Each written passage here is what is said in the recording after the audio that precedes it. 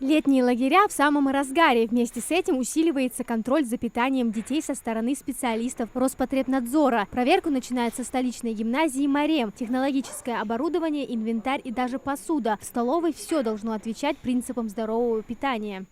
Также ванны промаркированы. Есть инструкция для мытья посуды. Что еще? Вода горячая, холодная. В конце ошпариваете посуду? Да, ошпариваем. Цепи лежат, мы их ошпариваем. Посуда чистая, без слова. Заглядывают проверяющие на склад и в холодильные камеры, проверяют сроки годности, температурный режим и соблюдение санитарных норм хранения продуктов. Нарушения замечают сразу. У вас суточная проба хранится вместе с молочной продукцией. Почему? Нет отдельного? Нет, у нас холодильник вышел из строя, поэтому мы пока оставляем сюда.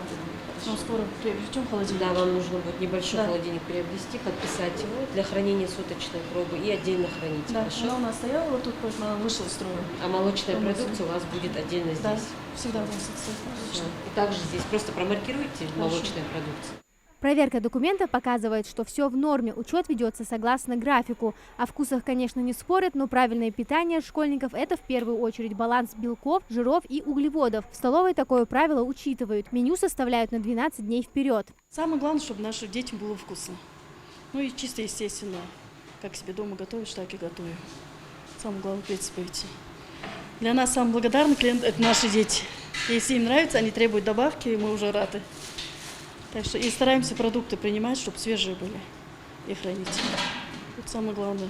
Инспектор беседует с поварами, сверяет документы. Убедившись в отсутствии серьезных нарушений, сотрудники Роспотребнадзора отправляются дальше, в 7-ю Гамурзиевскую школу. Процедура проверки здесь ничем не отличается. От строгого взора проверяющих не ускользнет ни одна деталь. Оно и понятно, на кону здоровье детей. В складе для сыпучего отсутствует прибор для измерения температуры и влажности воздуха, что не соответствует требованиям санитарным правилам. Не только вкусно, но и полезно. С учетом требований Санпина и Роспотребнадзора, согласно которым калорийность питания для младших школьников в течение суток должна составлять более 2000 килокалорий. Последнее слово за юными дегустаторами, для которых самое главное, чтобы еда была лакомством. Еда очень вкусная тоже.